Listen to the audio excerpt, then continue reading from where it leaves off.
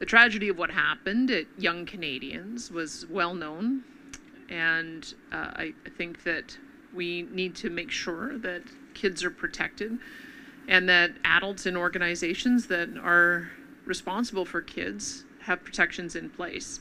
So we have asked the Calgary Stampede and the Young Canadians to tell us what they have done over the years to make sure that children are not exploited or victimized that way.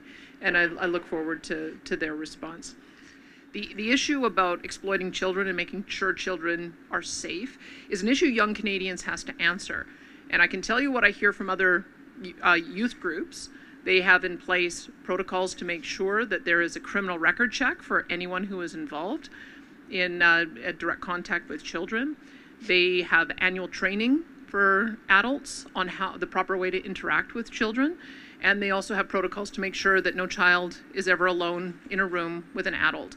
And so those would be the kind of things I would be asking Young Canadians to let us know so that they can address the issue. Remember, this was reported in 2014, so the perpetrator has been held to justice. But to make sure that there aren't any ongoing problems, I would fully expect that those would be the kind of protocols that are in place. Anytime that a victim steps forward, especially when it's a young person, and they describe something terrible that's happened to them and we don't take action, that is an absolute travesty.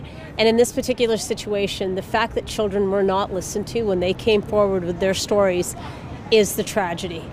I am happy that accountability has been accepted by Calgary Stampede, and I can tell you that the board and leadership remain committed to make sure that this never happens again.